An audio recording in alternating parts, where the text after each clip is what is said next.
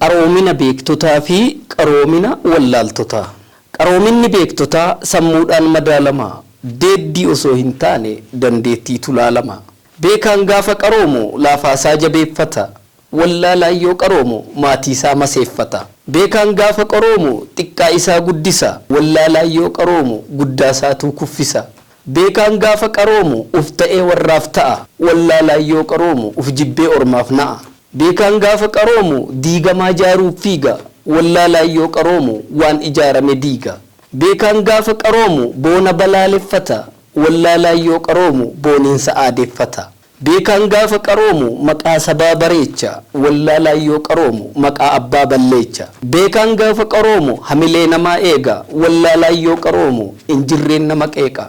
Beekaan gaafa qaroomu du'aa jireessuuf yaala, wallaalaan yoo qaroomu jiruudhaan si awwaala. Beekaan gaafa qaroomu seenaasaa iyyaafata, wallaalaan yoo qaroomu afaansaa irraanfata. Beekaan gaafa qaroomu haadha ormaa gargaara, wallaalaan yoo qaroomu haadha saatu abaara.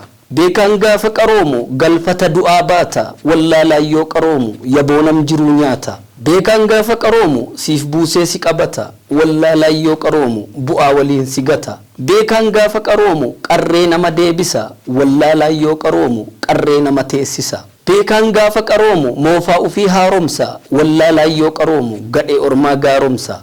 Beekaan gaafa qaroomu tooftaa hujii jijjiira, wallaalaan yoo qaroomu kaayyoo hujii micciira. Beekaan gaafa qaroomu alagaatti mootoma, wallaalaan yoo qaroomu firasaatti gootoma. Qaroominni beektotaa beekanii uf qabuudha, qaroomni wallaaltotaa boonanii uf dhabuudha. Beekaan akkatti beeka, wallaalaan akkasitti, nakistii qabeen dhufa sheer godhaa hammasitti.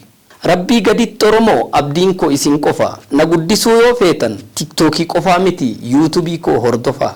Beekaan yoo guyyaa ta'u wallaalaan halkanuma, qalbisaa qalbeeffadha dubbiin sirrii tanuma. Beekumsis barruun qabu fudhaa kinoo kanuma, diinni koo calhaa jedhu caliisulee anuma. Abbaan jechoota kuma.